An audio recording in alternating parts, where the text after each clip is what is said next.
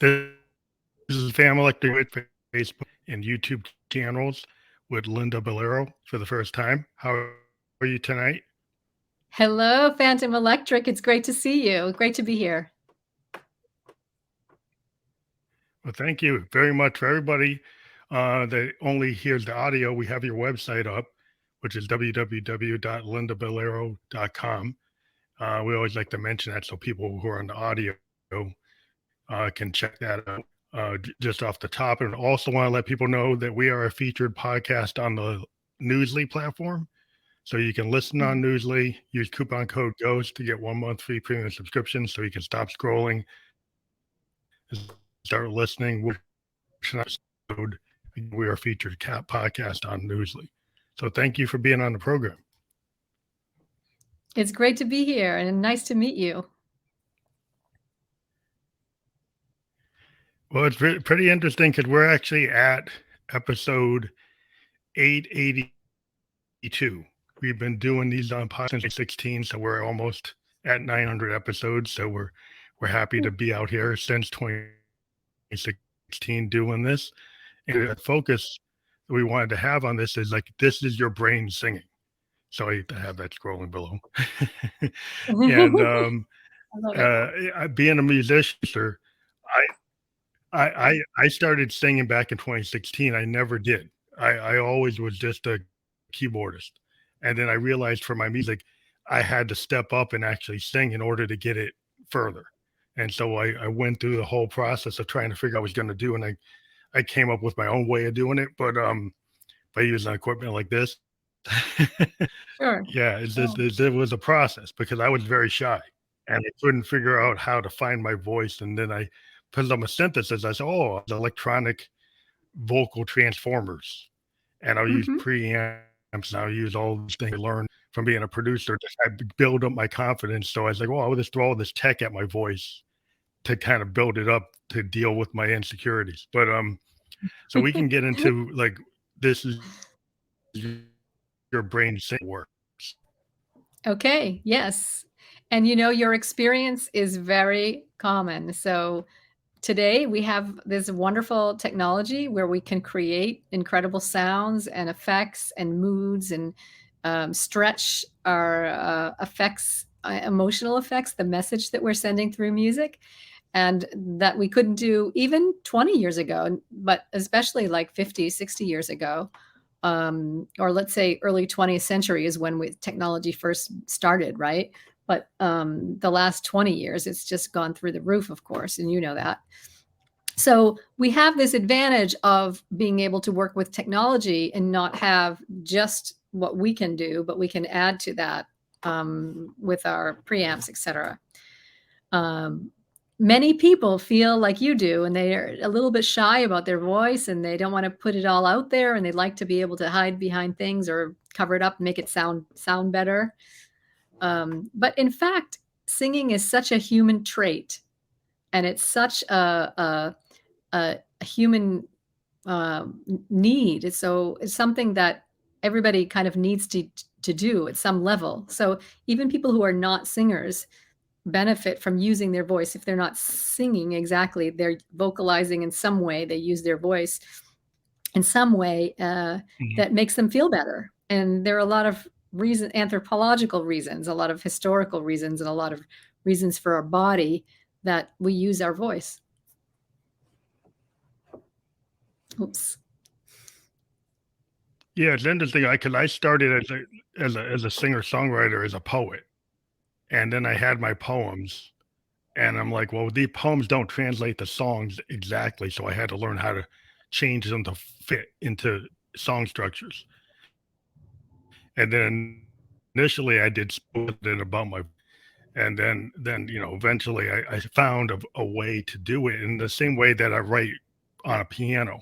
I kind of found that it was freeing to be able to take that poetry, turn it into lyrics, and then be able to express myself in the same way I do on a piano or like a rolling. Found that was very freeing, and as a creative person, because I was already creative, I was already a musician, but voice is an instrument. A lot of people don't realize how much of an instrument the voice is. They like, oh, you're a vocalist. It's like it's a very hard thing to do, and to actually do it is. I have a lot of respect for vocalists, because a lot of people were like, oh, you're a vocalist, and they look at the bass player or the drummer or the keyboard players like they're all musicians, you know. Yeah, it's right. It's true. And of course, you find that out when you try to do it, right? It's the people who've never tried to do it who think, oh, you just sing, you know? But why would we think that about our voice doing music? Because when we do instruments, we train, right? You take a lot of lessons when you're drums or you're working on your keyboard or guitar, you take lessons. Even if you don't study formally, you learn somehow with some kind of teacher or training program, and you practice and you train your fingers and you train your body and your hearing to make things work. And then you learn about phrasing and how to make things sound good and how to handle a nice phrase musically and how the harmony is affecting the phrasing. And so why wouldn't you do all that with your voice? It's exactly the same, as you said. So it's interesting because we can all use our voices. It's a human trait, whereas playing a guitar is not necessarily a human trait. So it's not inside our body. It's not something we automatically do. But if we want to use our voice for a professional reason, if we want to sing music that goes outside of our talking range, we want to have more notes to sing, to say whatever we want to say in our messages, then you got to train a little bit. You got to learn how to do it. Singer-songwriters are often afraid to train because they think it's going to change their sound, but it's not about changing anybody's sound. It's about having you be really, really authentic. So be you, and not be somebody else, or not be a manufactured sound. And I don't mean that not in a production sense, because that's manufacturing, but not manufacturing anything here in your body, where you can just be what you are. And then you can work with it the way you want with all your creativity. I think you're a very creative person. And I love that you go from the poetry, because that's the message, right? And it all comes from lyrics and music. The message comes from both. So, and because you're a musician and a poet, you can put those two together. And that's what we're doing. That's why we're doing it.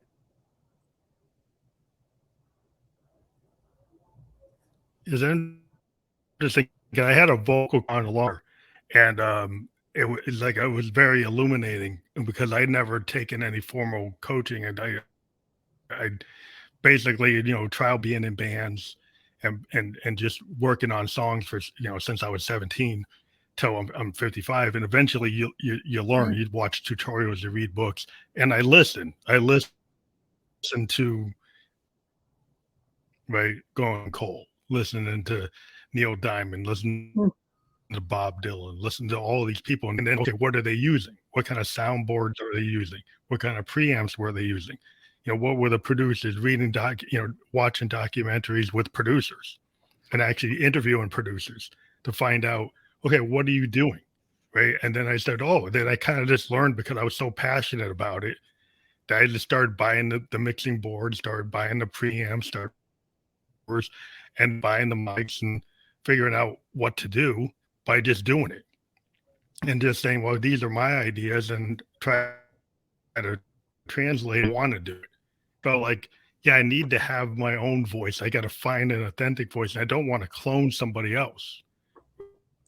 Right? Yes. I want my voice and make it the best version of me. And when I produce other people, I try to do the same thing. I don't want to turn them into somebody's in the top 10 or top 20. I want to find something in their demo and make them the best version of themselves. Yeah, that is exactly what it's all about, because people who are really successful in music are not copying a trend or copying somebody else. They're finding their own way. And the ones who do that really can make a living. And also, why would we want to copy anybody? Because when you sing or make music, people are listening to you. They don't want to hear another singer that they've already heard before. They want to hear you, and whoever you are, not just you, Phantom Electric, but they want to see the person who's in front of them, or who's making that music, And that's what draws us in. That's what draws listeners to you, is the authenticity. If you're just making sounds that sound like a current trend, people don't care so much. It's like, oh yeah, that sounds nice. Next, But when they hear something authentic, it's like, oh, wow, what's that? So it's a whole different listener experience, even when they're not musicians or not trained. That's the way we respond. Hmm. So authenticity, being you, is what it's all about, and it's hard to do sometimes. And I railed against sampling, um, because I'm a kid. I would play it right, so I don't like clipping stuff. I don't like clipping somebody else's thing. Even with my drum beats, I build my own drums from Mhm. I studied like Dr. Robert Moog's subtractive synthesis concept. So when I go to make a song, I start from waveforms and build through subtractive synthesis through synthesizers original tones. Original That is Before I that even is build the my way to do songs, it. I build the sounds, I build the drums, the kicks, the tone. Yeah, then I use my original voice, and I'm not clipping anything from other people. So I'm not like grabbing a Queen song and then singing different lyrics over it. Yeah, I mean, it's just some of the things you hear out there are just really shocking, but that's really what it's all about. And if young people, especially Yeah. who are starting out, but sometimes even older people are starting new, like sometimes people in like our stage of life have been busy with other things, though they were busy raising children and doing whatever they needed to do in their life. And then when they get to this point, they're like have some extra time and they're like, I want to go back and do that work that I left before when I got so busy. And Mm. they're also afraid to be themselves, even though they're older and more experienced in life. So it happens at both ends of the spectrum. And that, again, also has a lot to do with the voice. The voice is something, or the ability to vocalize is something that's really in our DNA. So human beings evolved with voice as one of our survival tools. So when we were evolving from whatever we evolved from back in ancient times or prehistoric times, uh, we were living in an environment, or human beings were living in an environment, or let's say even before human beings, where other animals had much more protective and offensive tools. So they had fur, they had Yeah. teeth, and they had claws, and they had the kind of anatomy where they could move very fast and very strongly. And early humans were not like that, and we did have some more things that we don't have now today, but still, it wasn't enough to match with a saber-toothed tiger. So Mhm. the voice became a primary tool for us to survive. And it was used for relationships and tribes and motherhood and raising people and recognizing families and friends. And there's only one other species on the planet right now that we know of that uses the voice in a similar way, and that's birds. It's really interesting. So a lot of the research Mm. about how our voice works comes from birds because they do the same kinds of things. They use the voice for the same kinds of reasons that we do. It's really interesting. Well, they don't have careers on the stage, but but they do these other things that we do. Well, they give their performances though. Yeah, they do have their Yeah. performances. I had some parakeets and they would go on and on. But, what's interesting is I always singing was good for my mental health, and you had a like, one of your questions you're ready to answer was, like, how is singing relevant to mental health and our songwriters? It's Yes. like, So I have found a that that's a trend with most have said that it's cathartic for them. Absolutely is. As a matter of fact, in my book, Being a Singer, The Art, Craft, and Science, there's a great interview with Mike Gordon. Mike Gordon is a bassist, and he is with the band Fish, and he also has his own band, the Mike Gordon Band. Mhm.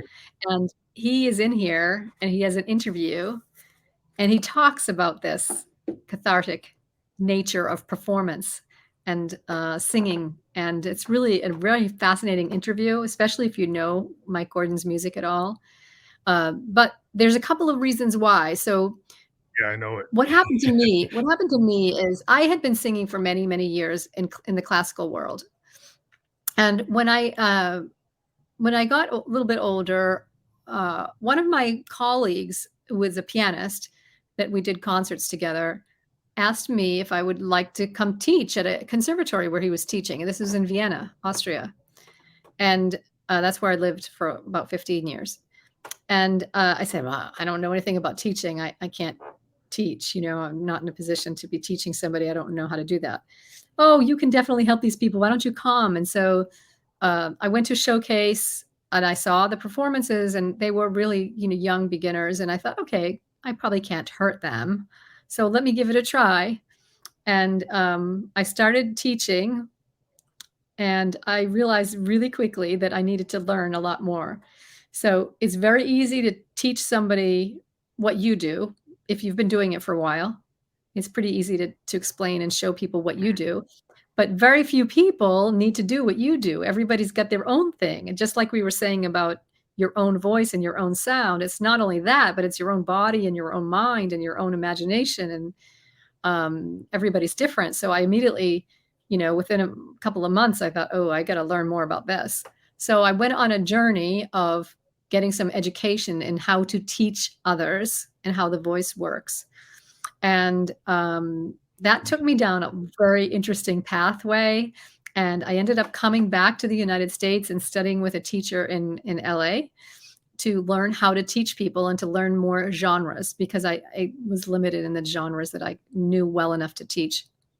So I studied with him and I learned how to teach R&B and jazz and pop and all these things that I had not learned before, and started teaching. And as time went on, I got more and more fascinated with why was my teacher so effective. So he taught many of the great singers of the 20th century, and all the big name singers of the 20th century were his students, his long-term students. And I became fascinated with why and how does this work. And that's when I began studying neuroscience and learning how do people learn, how do people use their brains and bodies to learn. And that's really, really fascinating. And one of the things I learned is that singing is a motor skill. So it's a movement, right? Just like learning how to ride a bicycle. So riding a bicycle is what scientists call a motor skill because it's a body movement that you have to learn how to do.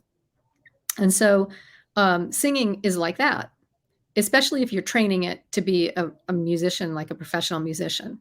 So if you're trying to be a professional singer or even just a really good recreational singer, just someone who's really good at singing for their family events or whatever, this is a motor skill. So motor skills require a lot of sensory awareness. That's how we learn. So if you think about the bicycle and you get on the bicycle when you're a kid and you cannot do it alone, somebody has got to hold that bicycle for you. I've never seen anybody who could do it or heard of anybody who could do it without somebody holding it for them, right? And they're holding the bicycle and they push you along and you start to pedal. And during that time, your brain is very, very busy picking up the information about the environment around you. So it's the weight of the bicycle, the size and shape and movement of the pedals. The air is coming against your skin. So we don't even conscious of that, but the air and the gravity pull against our bodies, the brain knows about that, even though we don't. And the feeling on the road, all of these things are picked up by our brain from our skin and from our muscle movements. And then when the brain has that sensory information, it calculates something, it does some idea of what you're supposed to be doing in order to not fall, right? Because your brain is all about keeping you alive. And so it sends the messages back to your body. Yeah. Yeah. It sends the messages back to your body to tell you what to do, tell your body what to do so you don't die on the bicycle. And this all happening in nanoseconds. and most of it's unconscious. There's some of it is conscious and some of it is Yeah, unconscious. I remember. Yeah, 'cause I'm a big cyclist. Back in the '70s where I learned on a, like, a shooting, uh, what do they call them? Like, I don't know, called Shadow or something, but it was like banana bike, but, now I'm a mountain biker, and I'll go Mm. down hills and cross country and go down creek beds and stuff, and it's just like, kinda, like, remember when I first got the balance on the bike, and it felt like kinda like music, like, when I learned piano and you kinda get into jazz and you get with a group of doing, like, fusion, you get in this groove and you just kinda flow. It just becomes like a natural thing, and the bike was like that. And then going from, like, a Yeah. street bike to a mountain bike, you had to get a whole different set of capabilities to not be skimming down mountains and coming down creek beds and going through stuff that most people would be scared of. And the mind and the body kind of become one. So the cycling seems like it's a totally different thing, but the music, learning piano, learning synthesizer, learning how to do, write songs and play songs, it, it felt like the same kind of mind soul thing. Like when I'm mountain biking, it's like a total holistic experience. And I would say that my piano playing seems very similar. Yes, you are so smart because you are actually right on to it. And that is the way things work in us. And to get back to your question, why is this good for mental health? Well, you obviously know why, but to explain it in sort of regular terms is because this sensory awareness, this sensory information, like when you're on that bike in the woods doing all that stuff over jumps and random things in the terrain that are, throwing you would normally throw you off, but you're doing it without a problem. That's sensory awareness. And your brain is totally in the moment of the environment and very busy collecting this data, so to speak, and getting your body to do it. And it is like, just like you said, it's just like in the groove, it's in the movement, it's all one unit. And this is often called the flow. You may have heard of that. A psychologist in I think the 70s came up with this idea of the flow and all this criteria for getting into the flow. And many neuroscientists don't really talk about the flow because it's not really something we can point to in the brain. But it is a state when you're in this sensory Mhm. awareness and things just move. So in terms of mental health, we can feel how that changes our mental health right away. So if you're someone who's suffering a lot from stress or anxiety, um, that comes from not being in the moment because stress and anxiety comes from things that have happened in the past or things that we're worrying about in the future. And so that's going. And that Mhm. sometimes it's not even conscious. So people who have real panic attacks or real anxiety don't even know. Like they're just sitting there. There's nothing happening and there's nothing particularly on their mind, but they're having that panic attack anyways because it's unconscious. And that does happen to people. And that's one of the reasons why it's so difficult to resolve and some of these mental health issues for people. And doing something like singing, you have a huge impact on your chemistry and your brain chemistry because of this sensory awareness. But there's another side of it that we don't have so much of from instruments. We have a little bit, but more so in singing is the vibration. So inside here, this is the little larynx. You've got a Mhm. little tube box in there, and that box has the voice inside it. The vocal folds, this tissue made of muscle and ligament and some other fun stuff. And when the air comes up from below, they come together and they vibrate extremely fast, about 6 or 7 times per second, or maybe it's even more than that. But they vibrate very, very quickly. And this vibration has an effect on our body and our mind. And a lot of that is not known yet or just in the process of being discovered. What is the effect? But there are already several studies showing its effect on the thyroid. So it's the vibration in your larynx. Your thyroid is right near there, right in here. So that vibration is impacting your thyroid. So it can help you have a healthier thyroid. And there are lots of Wow. other things it does. And that's why we have lullabies. and mothers sing to their babies. Oh, that And, makes sense. uh yeah, so that's a Yeah, that very makes human sense. thing, yeah. And cultures, many, many cultures through the history of the world have, vocalizations for healing, chanting and humming, Yeah, all like over the Native world. It doesn't American, matter where you're indigenous, and from. yeah, indigenous people. Mhm. And that has been used for healing for a It's long, long interesting time. because I'm a Buddhist, a Nam-myoho. What's that? Yeah, I do a chant Nam-myoho Renge Kyo. It's like a d um, it's a type of Buddhism, that's from Japan, Daishonin Buddhism, which is a Japanese, sect of Buddhism.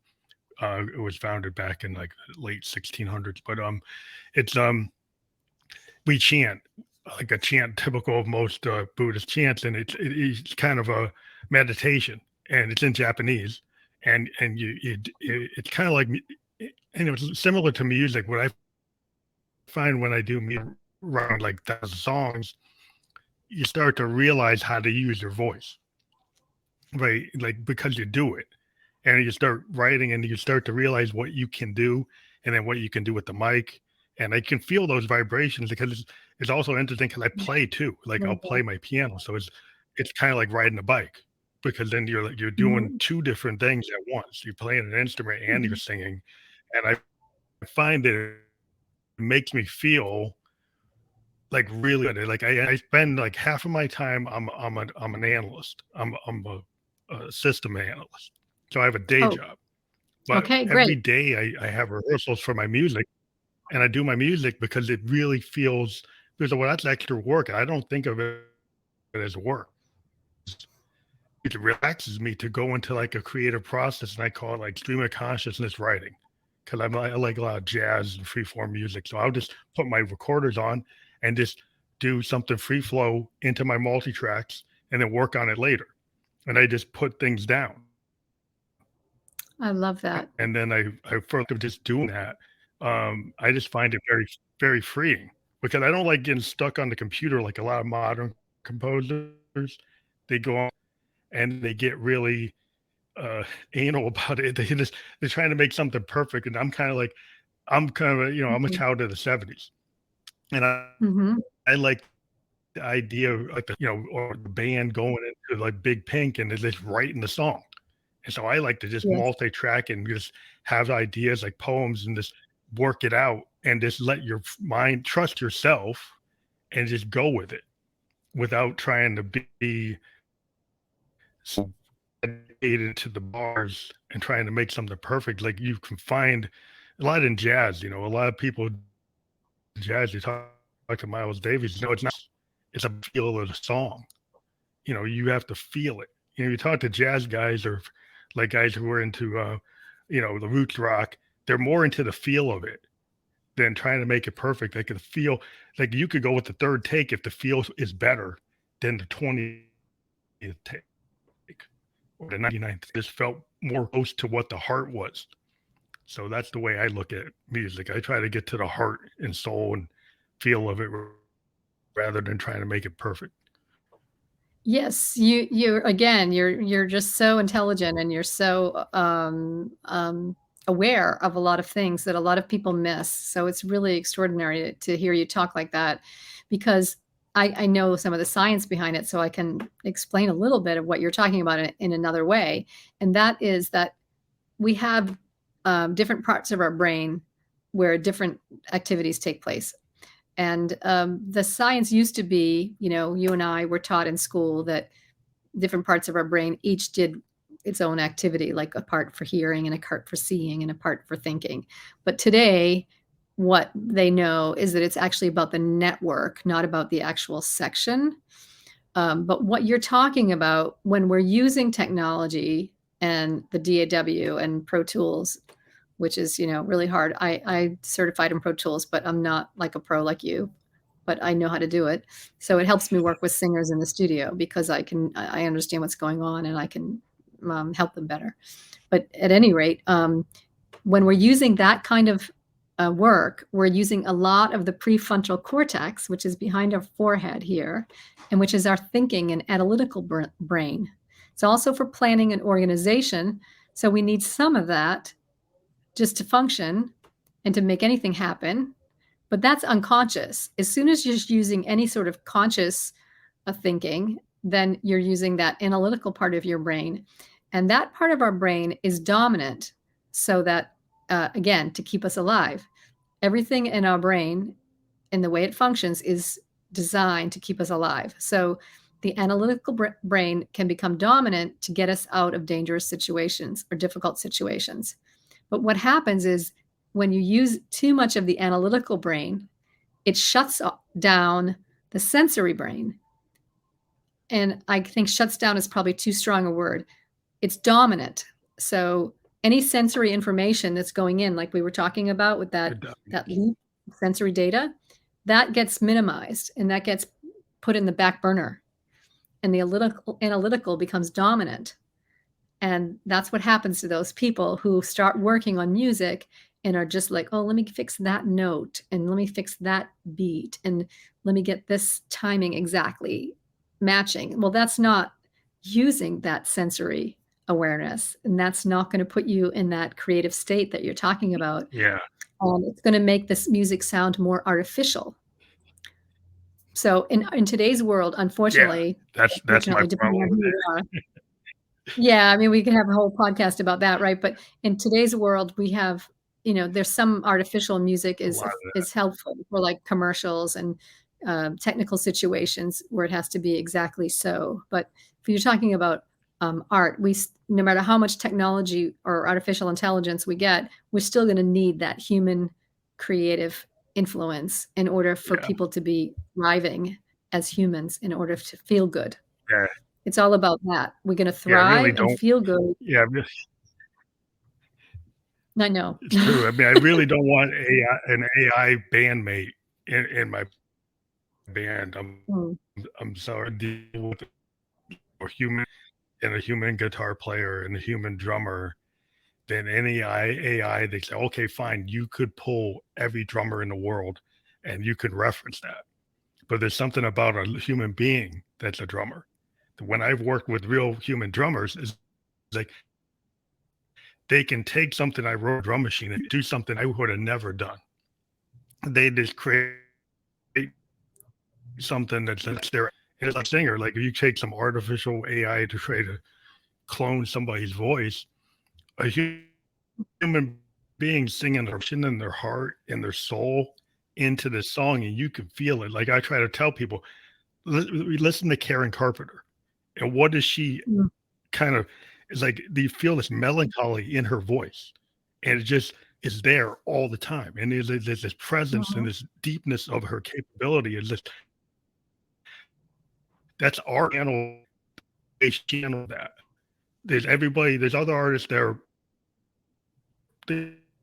could be very unique capability, like any unique human. And to me, that's the art of being a vocalist. When you listen to somebody like a Karen Carpenter, it's absolutely true, because there's no other instrument that shows our emotions or our states more effectively than the voice. So we have it in other instruments, of course, but it comes through our fingers, it comes through everything because of this, the way our brain and body work with that motor information, telling our body how to move.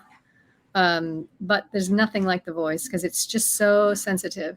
And if you doubt that for 1 second, not you personally, but anybody, think about something like your mother's voice, right? So everybody can remember the sound of their mother's voice, even if she's been gone for a long time from this earth. You can remember that sound forever. And then from the mother's side, just remember times when you're not living with your mother and she calls you or you call her, and you pick up the phone and you say hello, and your mother says, "What's wrong?" Right? So like if something's going on in your life, not if you're happy, but if something's going on in your life and she says, "What's wrong?" and all you said was hello, right? Is because your mother knows by the way you said hello what your state is, and she doesn't have to think about it. It's not conscious, just knows. And that we don't get from the piano, for example, or the guitar. So it's fascinating. It's really fascinating, and it's this sensitive, the voice is this sensitive because it's part of our survival tool. And when you think of it that way, it's the way we evolved with this instrument, and also the ears, the hearing. Hearing is quite extraordinary compared to many other Hmm. species, although many like have greater hearing than us. The way that our hearing works with our voice is what's unique. And so these two things together have evolved this way so that we could thrive and not just live, but actually thrive. We could build societies and build communities and have relationships and save our babies so that they would live and not die off. The species wouldn't die off. So this voice is unique because of that. We need it to actually thrive. So if you're not feeling well, if you're having anxiety, if you're not feeling like you can focus, you can't get things done the way you want to do, or you feel, like life is heavy and hard, start using your voice. And it doesn't mean you have to become a singer. Although I think it's great and everybody can sing, so everybody should. But if you don't want to, that's okay. Find something else. So you can chant, you can find other ways of using your voice. You can read out loud, you can talk out loud. You can do Hmm. lots of things with your voice that will improve the quality of your life and the state of your body and mind at the time. So sometimes you can just vocalize your way out of a stress situation or a panic attack, or being really down or depressed. You can often just use your voice to get you out of that moment. It's not going to solve your problems forever, of course, but it can pull you out of that state. And then when you Hmm. get into the new state, then the solutions appear and the situation gets better, and there's a lot more choices available to you. You don't feel so stuck. And I've used this with many people, and it works very well. Well, I Very, like. very.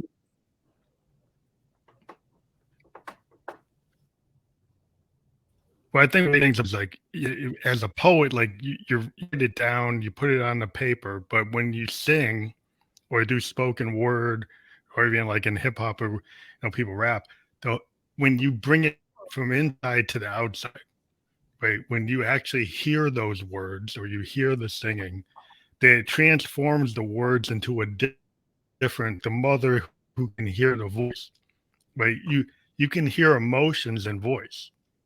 So, like example, like in some of his work, he has a very like a fragility to his voice that is Mhm, actually imperfect technically, to some point where it's out of key, it's detuned, it goes off, it crackles, it feels like under strain. Like you listen to Tonight's the Night, that record has a lot of examples of where he did not make it perfect on purpose. mhm. Yes. People asked him, and I wanted to go into the ditch to kind of see what would happen if I go and bear it and not be perfect. He purposely Mhm, did songs that he did that were more emotional and more fragile and more kind of ramshackle because he wanted to express that with his voice. And I thought that that was super interesting. And a lot of the modern grunge era singers kind of took it from Neil, was like the grandfather of that, because he was able to people that you can use your voice in all kinds of ways in music that necessarily doesn't have to be perfect. It purposely can be emotional. yes, absolutely, because it's kind of like life, right? The way we use our voice when we talk, and sometimes you're tired, and sometimes you're sad or frustrated, and it comes out in your speaking voice, and we talk that way. That's the way we're designed. So we can do that also when we sing, and we can also create music and art that way. But I want to quote also a famous opera singer. Her name is Renee Fleming. And if you don't know opera, I encourage you to look her up because she's one of the greatest opera singers that we have on the scene in the world today. She's getting older, but there are some people coming up and young who are good too. But she's been a major influence in the operatic world, and she's also created a foundation for singing for health and tremendous research. So I'll just quote her quickly, and she says, anytime that we have some kind of important event, we sing, right? And it's usually, and it's a big important event, it's usually classical and operatic. And so that heightened emotion in music, heightened vocalism that the regular person can't do, is like something that we are drawn to whenever we have Mhm. highly charged emotional situations, um, like a national mourning event or a national, the presidential inaugurations are often classical singing, or if they're contemporary singing, they're very high powered contemporary singing, like not what everybody can do. And so this idea of that that's what we do when we have very heightened emotional situations. The vocalism gets heightened. It's like, oh, it's like not like that's a different thing. That's for everyday sort of emotional situations, but the big ones are always with the heightened vocalism.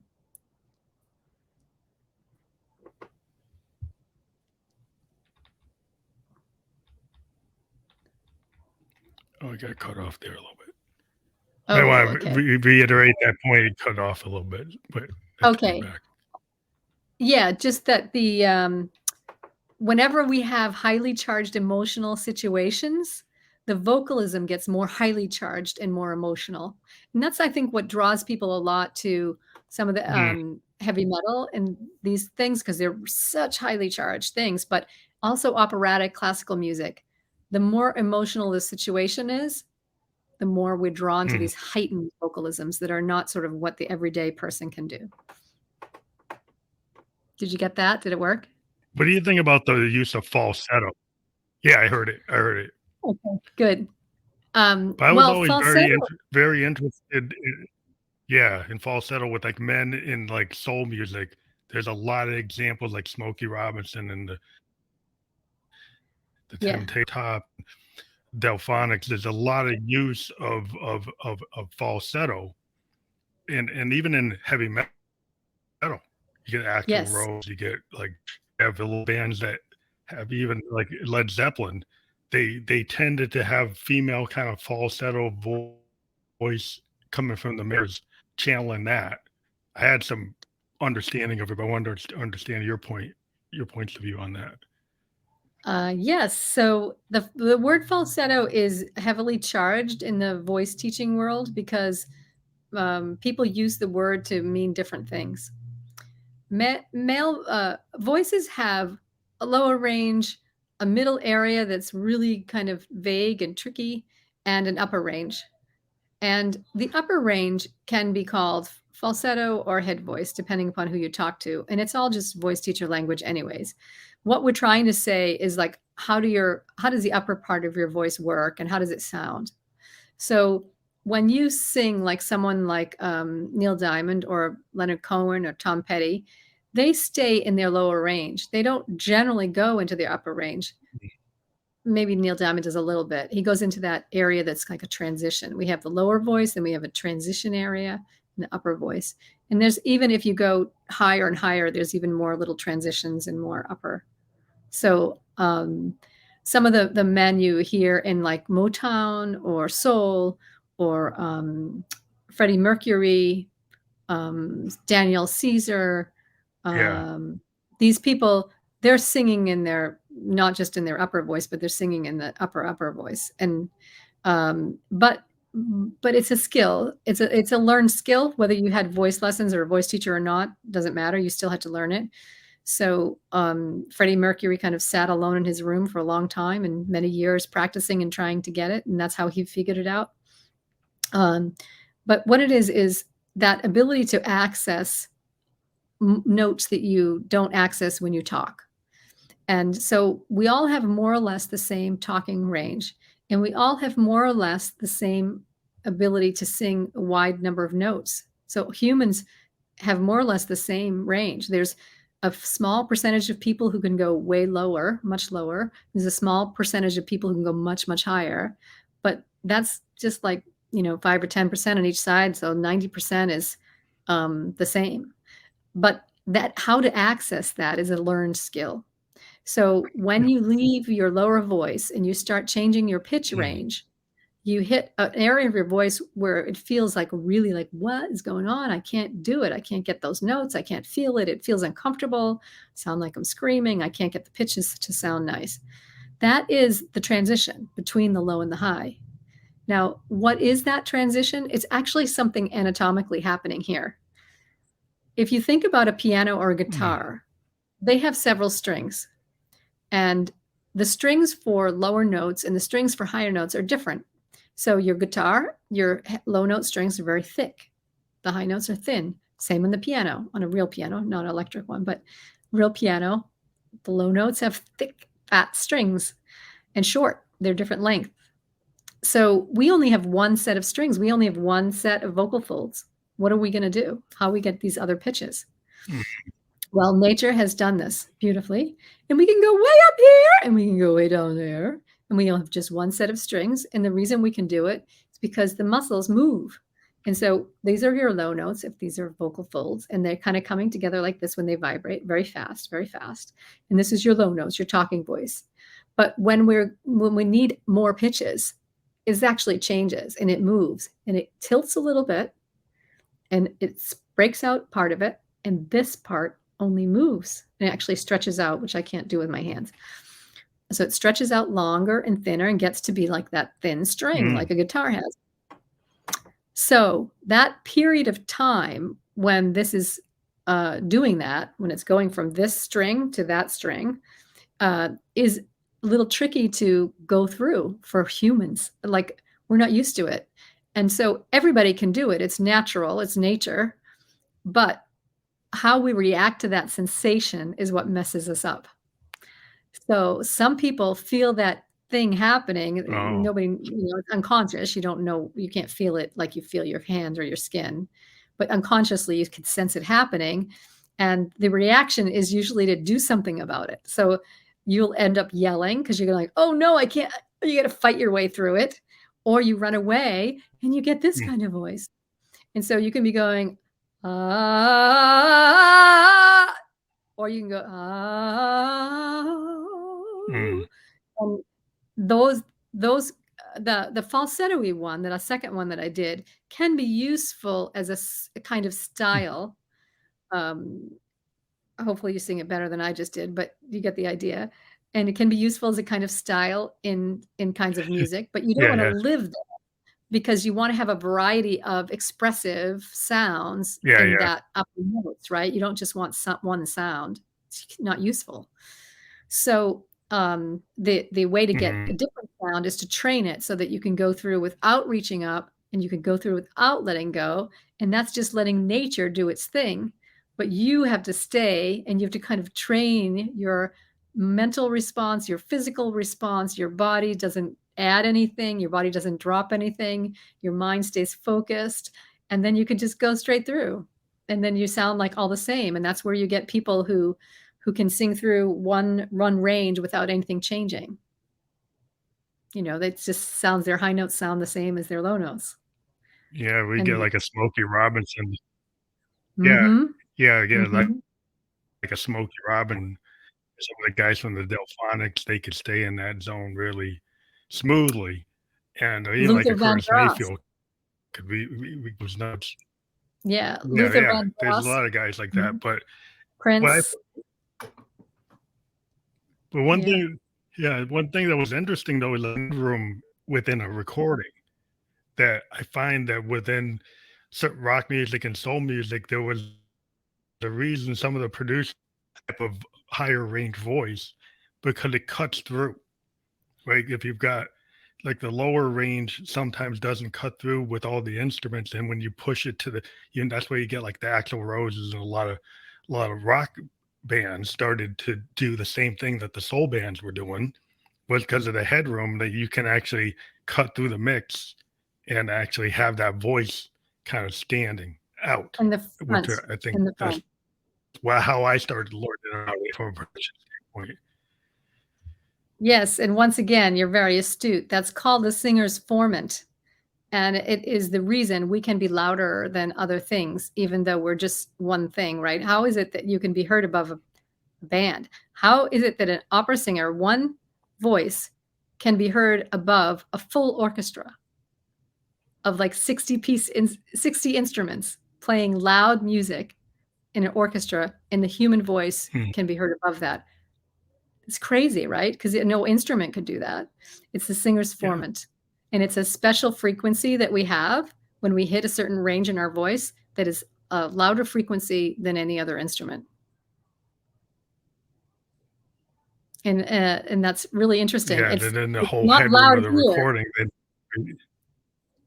Yeah, it's not loud here. It doesn't blend with anything. It's loud out there. then they could fit. It goes ping. Yeah, it's cool. Yeah, it's interesting. Like when you, yeah, there's like the open air, yeah, the open air kind of performance aspect of it, and then there's actually like the recording aspect when you put it on analog or digital recording. The still is that headroom cut even on the physical medium. It seems to Yes. cut through. Yes, it does. That's really cool. But Yeah, I you're very interested when I first started singing. I actually used a device called a vocal transformer that actually took my voice and pitched it up, create like a feed of my voice, and it would do yes. it in real time. It was like a rolling piece of equipment that's like a bunch of transformers that do that. I could kind of cut through. But I was using my voice, but it was transforming it, and then I learned how to actually use that voice in the range it gave me. I had to learn how to be in that range and how it would work. So there, it kind of artificially created, but I was able to figure out how to use it within the songs that. And then, but it's interesting. I did all kinds of weird, useful tools like preamps and transformers Yeah. for my lower tone voice too, because I can even. So I started being able to could normally go, and then I could do lower, like because my low voice is kind of low, and then I could actually make it a little bit lower with this device too, so I could do it. And so I gave myself ranges that I normally wouldn't have had with the use Yes. of some tech. And now I'm just kind of Yes. living in my normal range with my music. But it was just I'm an experimental musician, so I played with what I could do. But I wasn't trying to make it. I actually use it to kind of characters Yeah, in my that's music. fascinating. That's fascinating how you discovered that, and it is true that, you can learn quite a bit by listening back to yourself or hearing what the technology does. So when you heard that technology, transforming your sound, you could then copy that sound, and that's because that's the way our voice works. We learn to talk from our parents, and we copy their voices. We copy everything we hear, and we have that ability. So it is a way to train your voice by using technology to give you that feedback. It's kind of like having that person holding the bicycle when you're on it. The technology is like kind of like showing you how to do it and Yeah, leading your hearing. That's where the hearing is so important because it works. They're connected. But it's also super interesting that you use that and figure that out. And it's the same way with live performance. So live performers, the sound system has that ability as well. So many people that you see singing on stage who are not technically great vocalists, they sound great because the sound system is doing that live. So sometimes even the people you yeah. hear on There's all stage, kinds of yeah, not the singers there's a that you lot of know or the singers, but other people. equipment on them. The transformers, like a lot of those analog transformers from the 70s that people still use them. But they have the ability to just be kind of like radio voice. Because how do you get that radio voice without going through that transformer, that analog transformer on the mic, kind of like this one? Mhm. But like the idea, like when your natural voice might not have that. Like so, the radio, board and the soundboards and then all the transformers that these musicians use, they run through racks and racks of these transformers that actually clean the voice up or just project it better than what they could do. Like an Mm. opera singer's probably they're doing it for real, but a lot of Yeah. people are using a lot of tools to kind of beef it up from Neve and all these other companies that make all this stuff equipment. But it's just once, but you still have to learn how to use it. You still have to learn how to like okay when I go through this, then it projects away, and you kind of live in that zone. Once you learn, like oh, I can actually get to this zone through like kind of live within that environment that I've been given. Yes, yes, you're right on, and there's a few things that technology cannot do, and that is technology cannot put in the emotion, which we were talking about at the beginning of the hour, and technology can also not do the Yeah, phrasing, which is part of the emotion too, but a lot of people today don't yeah, learn phrasing because of the technology, because 'cause they're so dependent on technology that they actually never learn how to sing a phrase or play a phrase, and it's so important because technology mm, can't make that. So they can do lots of things with your sound, but they can't put you have to bring the stuff to the table. You have to bring the emotion and the phrasing to the table, or yeah, else it's it's not gonna phrasing. sound like music. It's not gonna move anybody. You know, it's gonna be, "Oh, that sounds nice," but nobody's gonna really Just care. you might get an auto. You might just get an auto tune type of thing where you're like, okay, well, this sounds kind of robust. I felt it Mm, to be, lacking kind of what Nat King Cole, Frank Sinatra, or like the great female singers of the '70s. Is like, okay, I don't hear that. Like when I hear a lot of modern music, it might sound like digitally perfect, but mhm, it's not. I'd rather have the imperfection. I'd rather have mhm, the happy accident. I've always kind of pointed out to a lot of people that like they spend all their time trying to get something so clean that like I don't want to hear like the happy accident or the kind of the emotional like maybe you can't predict it because the person is unpredictable, but that's what the benefit of that emotion is like it's a little unpredictable. What's wrong with that? Like if you want to take all the unpredictability, it's kind of not fun because then you go see a performance and it sounds like the master. They go see a band, it sounds exactly like what they put down. I'm like, I don't really want to see a band do note for note what they put on the record. I'd rather hear the singer interpret their song many different ways. I go see Greg Allman's Allman Brothers at Great Woods, mm. and he would interpret all his songs differently every night. I go see him 3 nights in a row, and he did different every night. And that was the Yeah. point of going to see it. Yes, it is, and that's actually how Fish has become such a huge huge, band and has such an enormous following because their audience, their fans know that, and they have to go to every concert because every concert is different, and they can play the same song 100 times, and it's never the same, and that is really exciting to be in the audience for that kind of thing, because that's what singing and music is all about. It's about what you're communicating, what you're sending. It's not about the digital perfection. And and you find when you find the really great singers like Prince or Beyonce, Michael Jackson, um, who do we have today? Some people who are doing things really authentically and really with a high level of skill. They're not doing that digital perfection. So you can hear the recording is digitally perfect, so to speak, but their voice or their message is Yeah, always got something natural in it. You can always hear when Beyonce's singing that it's real. It doesn't sound, created from a technology point of view. And the really great singers at the top of the profession, you always find that. You always hear that authenticity, no matter how much the technology advances, because the technology can't make it. So if it's there, it's the person doing it. yeah, yeah. Like I listen to Maxwell. I always thought he's one of the like soul guys out there today, where he uses like his voice. He actually heard his voice using it, but I think he's out there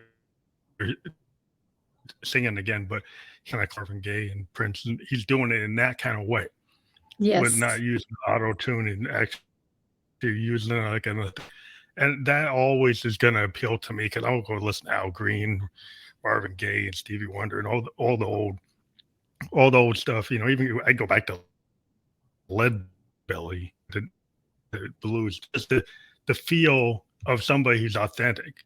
You listen to that like old Delta blues scratching Yes. and listening to people like that's a voice. That's a voice that's expressing like listen to Satchmo. It's like the wow. That's it. Like I don't need, like I don't need the perfection. I'd rather listen to that. I try to Of tell people course. like go back and listen to some of this older stuff, and then come back to me.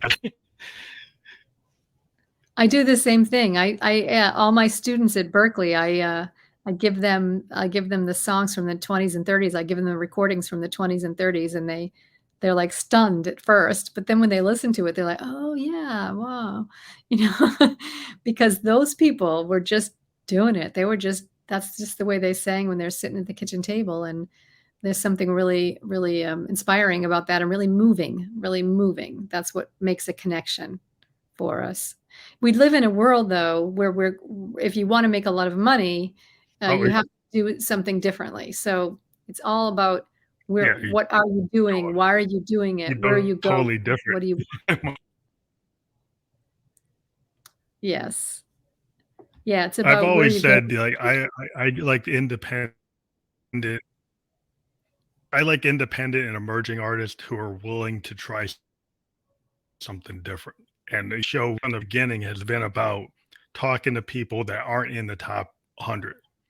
But that was my point initially, was to draw attention to a lot of creative people who are do have original voices. And I don't think that what I still do. I still have I've transferred to talking to a lot of other people, but my first love was talking to musicians I didn't think got attention, because of what's going on with popular music, where it's about more about the money and moving the units than the heart and soul and love of it. And I've always kind of been like, well, I'm so Yeah, I think there'll always be a need for entertainment. There's always some of that too, because entertainment has an effect on us as well, even though it's not as moving as something that's really authentic. But entertainment, it's fun. It can get you distracted. It can um, take people away from their daily lives a little bit. So there'll always be a need for entertainment. So I'm not going to be against it, but you just have to recognize it for what it is. And I think a lot of young yeah, people yeah. today, when they're trying to start to be musicians, they get confused by the music industry and the music business and what they want to do themselves. And Mm, that can be very confusing when you're starting out, because of this world we live in that's just overwhelming with the enormous amount of music and culture that we have, and not knowing where you fit in it. But when you just do the work, when you focus on what you want to do and you follow your authentic voice, whether it's the voice here or your voice in your instrument, you find your way and you'll figure out which path and what are you going for. And of course, in the music business, you don't always get to choose. The business chooses you. You don't choose the business, but you can always choose your own art. yeah, well, I've always been about like I've always pointed, Reed Velvets weren't in their time. Sun Ra wasn't big in its time. There's a lot of music. There's a reason. There's no reason not to be in the top 10, because there's a Mhm. lot of acts. You go back to a poet like William Blake. He wasn't known in his time. So just because you're not hitting the chart doesn't mean you shouldn't do the work. You shouldn't. You do it because you love it. Like and what I watch so many outlets that if people will find you if you are confident enough to put it out there. If you take all your work and you're too scared to put it out, then but if you put it out there on the social media, people come to you and you'd be surprised. Maybe people in your neighborhood don't come to you, but somebody around the world might find what you're doing and find it interesting. So that my Yes, advice is that don't just be trying to get a trend. Do what you feel in your heart, and then you find your always. voice. Like your whole point is like the voice is very important, and you should find it and not clone it from something else. It's Absolutely. like find your original Absolutely. voice. Yeah, and the only thing that keeps people from using What? their own voice is fear, right? Everybody's scared.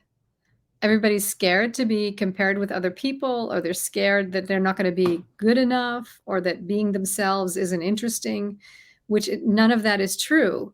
And that fear comes from some of the things I was talking about before, that our voice is a survival tool. And so associated with that is a great deal of fear. So when you are afraid to use your own voice and afraid to put your voice out there and be seen and heard by a large number of people or by strangers or friends or family even, it's because of this DNA that we have, is that it's a survival tool.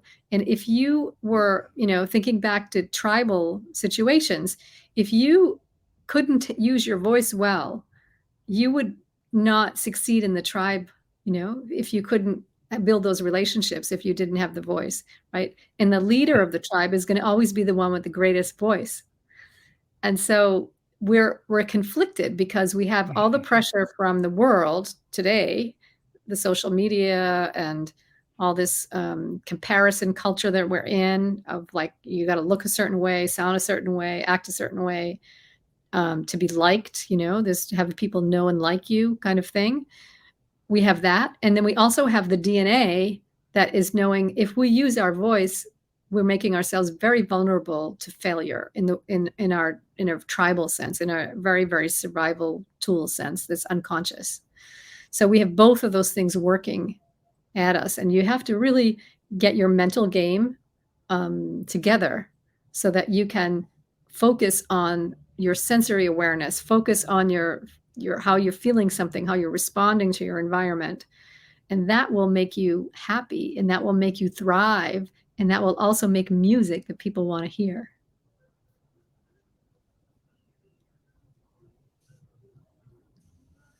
We've gone over where you said you wanted to end, but like it's been such a great conversation. I didn't want to stop, I but know. let me know. But I yeah, knew I it was think getting this late. has been a great conversation. It's really been a lot of fun, and it's No so problem for me. I was just wondering if pleasure. Yeah, it's such a pleasure to get to know you and to hear about what you do. want to It's let and people. how you do it. Well, yeah, I just want to remind people that you can check out your website, Balliro, and that will be clickable when we're fully published, so people will be able to click on that and go right to find. Okay, great. Great. Great. Well, it's been a pleasure. Okay, thank you. Thank you. Have a great day.